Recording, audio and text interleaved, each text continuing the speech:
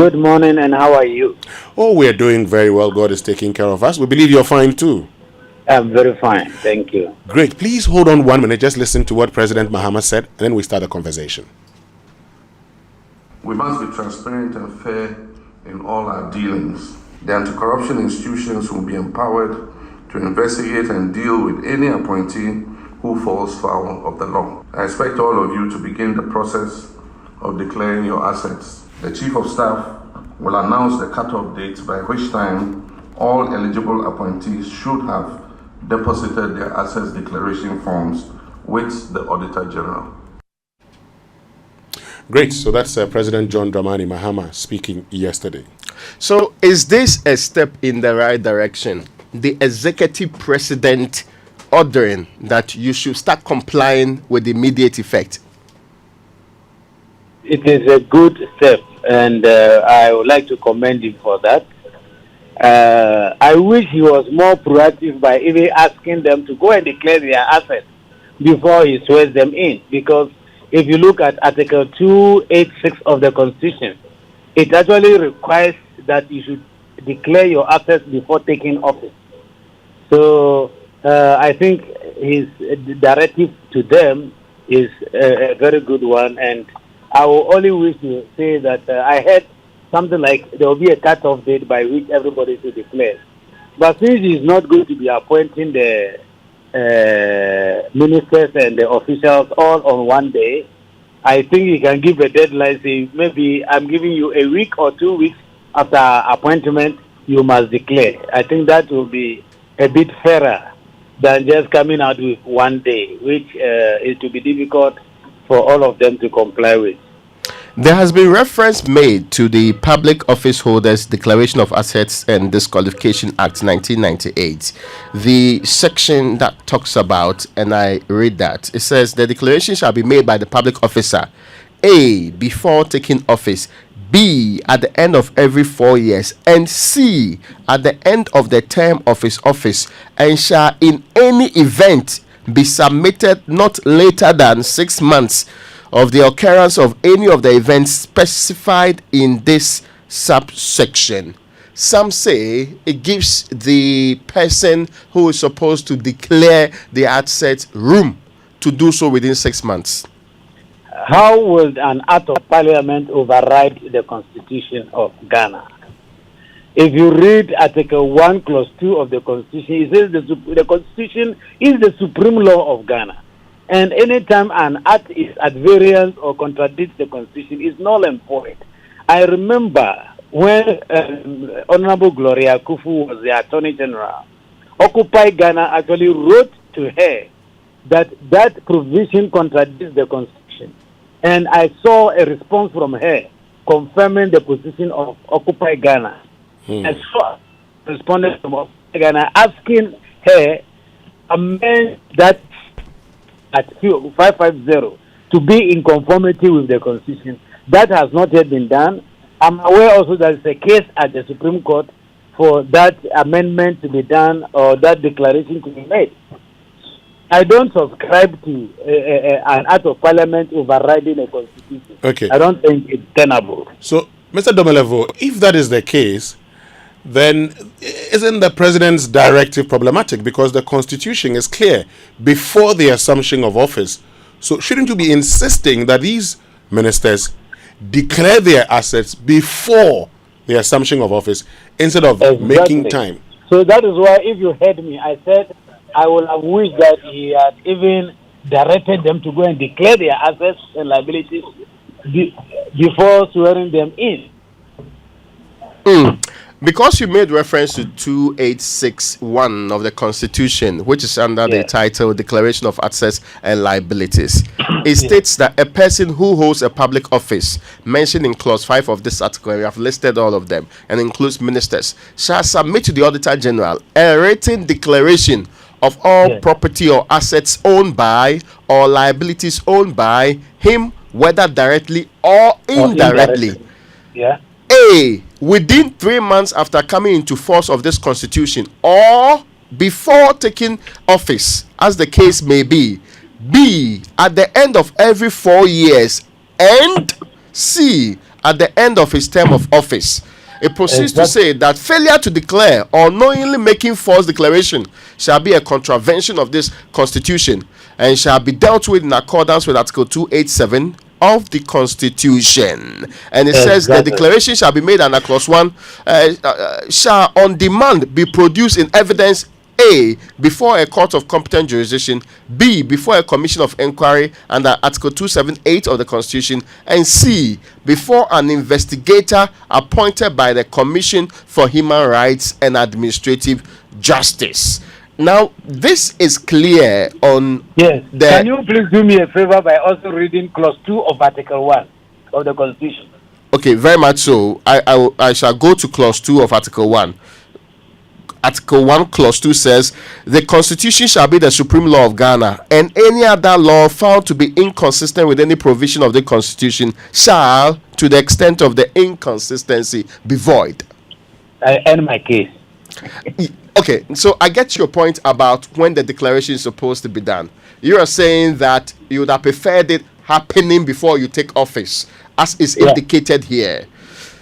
There are those who are saying this is much ado about nothing. When people were dragged to the Commission for Human Rights and Administrative Justice in the last administration for not declaring their assets, Sraj only asked them to go and comply with the law. And that, unlike the stipulation in that PNDC law, that made it a crime for a jail term to be attached to it, Sraj indicated that there is no indication of the penalty I will suffer if I do not declare. Mr. Domelevo. I agree with them because the way Sraj has handled non-declaration of assets and liabilities, I beg to differ. I think it's not the best. Let me draw an analogy here. You know, the same constitution requires that the president shall be sworn into office before he can take office. Do you remember that? So, could the president have just said that on 7th of January, I've been elected by Ghanaians already. I don't like swearing in. So you just move into the office. I think that will have been declared unconstitutional because you're supposed to take some oath and be sworn in. And so if we respect the constitution in some way, we should respect the rest. The lawyers say we cannot appropriate and reprobate. So I think we should respect the constitution. Do you know why? The 6 months is too much a time to be given to a public officer. By that time, he or she will have known how he can abuse the public office and then do what we call the anticipatory declaration. That is, he has a plot of land and then he aims at putting up a 10-story building. So you declare to us that I have a 10-story. Remember, the declarations are not verified. So you declare that he has that already. So by the time he leaves office, he declares, I have that. When you ask, he say, this is an asset I had before coming. But maybe he bought it only in the past 1 month or past 1 year. So it is good we go according to the Constitution. And let me also add that asset declaration is not limited to Ghana.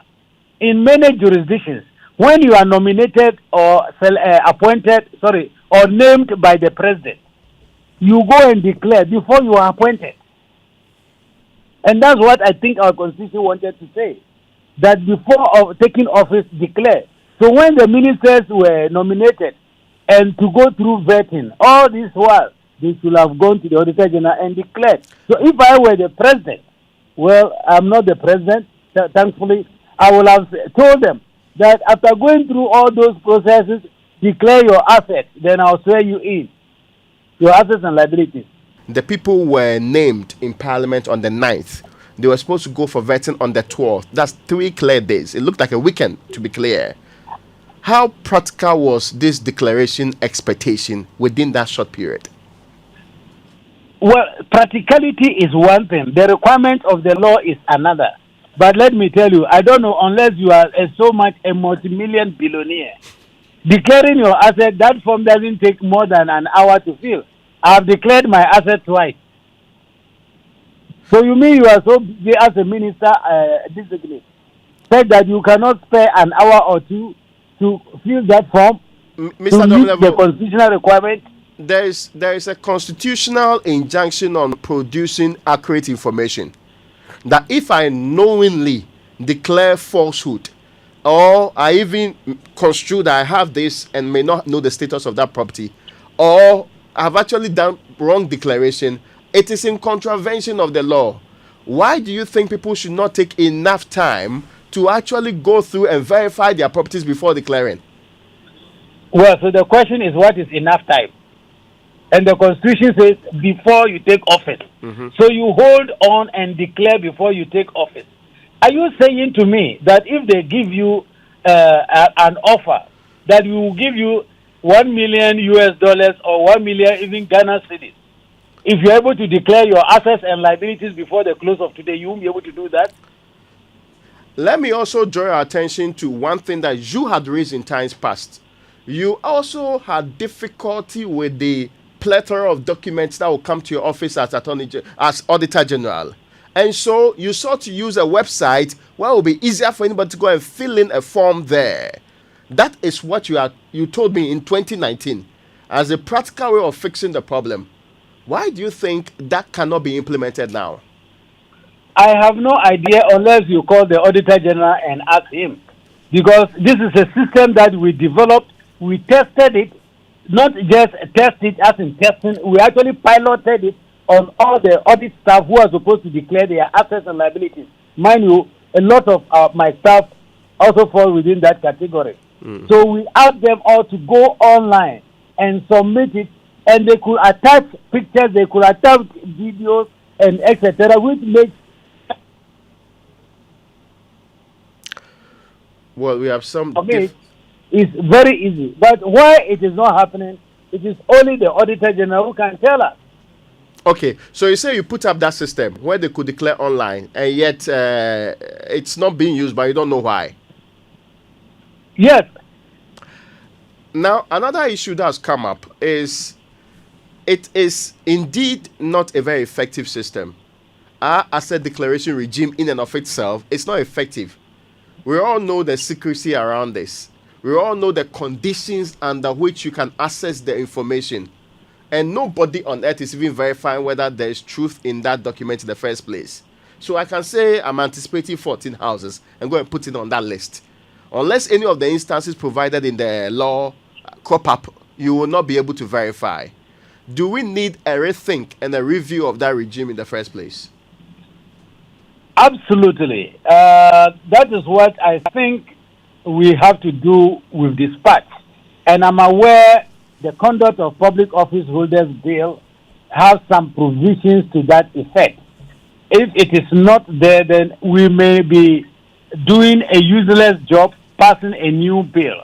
The new bill must provide for the physical verification of the assets and the liabilities, not the verification of the declaration on the form. But then we must match what is on the form to the physical assets as well as the liabilities. Because when you borrow money, the loan agreement, etc., are there. So we must see those physical evidence to support the declaration that has been made. Again, there must be penalties for non-compliance. You cannot just live as usual and say that because TRAG says there is no law. No, we need the law to prescribe. As it was in 1992, the previous law, which was repealed, had a penalty for non-compliance. And I think the best penalty is once you don't declare before entering public office and you are caught, you should be kicked out of the office, because from my point of view, you are occupying that office unconstitutionally. And also, the publication is very, very, very important, because otherwise we are making the Auditor General God. The Auditor General, whatever you declare to him and show to him is what he will see and verify. But then if it is published or the record is made publicly available, the public will all help police the abuse of public office or public funds. Is that not crossing the line when it comes to privacy and the right to acquire properties without people having to pierce that veil and come into my private quest? So when the president of Burkina Faso published his assets and a few others do the same, it means they were invading their privacy. the point I want to make emphatically is that Ghanaians, we like to play the game, but we don't want to obey the rules of the game. Asset declaration, as I said a few minutes ago, is not limited to Ghana. That's the international standard. So if you feel that it disturbs your privacy too much, then keep away from public office, because we are protecting or safeguarding ourselves against the possibility of you using your office to take public property or public money. So if you say we should not know your wealth before you assume office and when you are leaving office, then why don't you just stay away from public office? I think the line is that you, as the Auditor General or anybody occupying that office, is competent and qualified to verify without having to put it in the dailies for it to be made public to everybody's hearing that I have 2 cars, I have 4 houses, one is situated at this part of the country or in another part of the country. Is this really a justified? I think that is a justifiable cost if we don't want to go for the public declaration. I would have wished that we went for the public declaration. You go the full haul instead of halfway. But if that is what we can take, at least it means that the Auditor General, mind you, the Auditor General too may not do a complete review of everything. Audits are usually done on sample basis. So the Auditor General can sample anybody at any time and go to verify. If that is acceptable to Ghanaians, I have no objection. But my wish is that to be able to police the public officers and ensure that there is no abuse of public resources or appropriating public resources to their personal use, it is better we declare it publicly. When I was in office, I was joking with some of my friends, say, how come you are supposed to declare your assets and liabilities? I'm also supposed to do the same. And I'm calling for public declaration and I'm not worried and you are so worried. And the friend of mine who is a very prominent person, so I don't like to mention his name, he told me that, my brother, if I declare it, we are going to be inviting armed robbers into our houses. And I said, well, maybe the cash, which is at bank, and the cash is at bank, so it is not in your house. But as for your house, the armed robbers already know it. And the cars you drive, they already know. They see you on the street. So putting it in the public domain on paper, I don't think adds so much risk. So let's aim at the best. If the best cannot be given us what the people think we should do, we can go with it. But in my considered opinion, public declaration will have been the best. Now, we are still making it look like these are just ministers. Indeed, there are some civil servants who are equally supposed to declare their assets.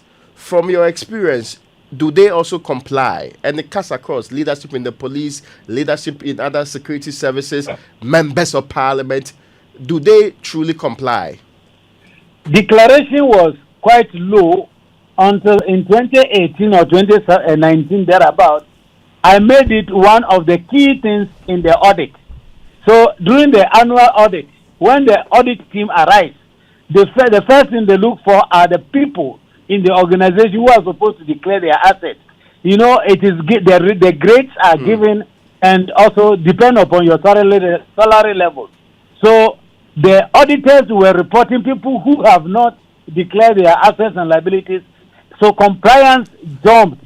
It increased. I think before I took office, it was about 19,000, between 19,000 and 20,000 people. When we started that, it moved close to 50,000 people who declare their assets and liabilities. That's when I started crying that we need to automate it, because otherwise one day the papers will occupy our office and we will be standing outside.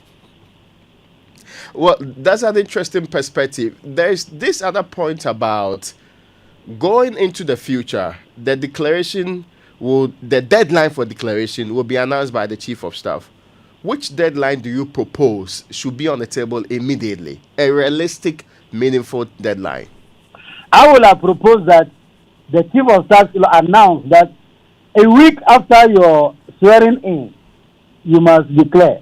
You must be able to find some 2 or 3 hours to declare your assets and liabilities. Because mind you, after 1 week, by the second week, they become seriously busy. The first week is actually a freer period. That's when you are trying to really understand systems and etc.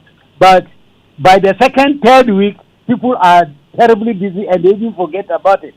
So I wish the chief of staff to come out with a deadline, not in terms of a date, but in terms of a period, to say you have a week to declare your assets from the day you have been sworn in.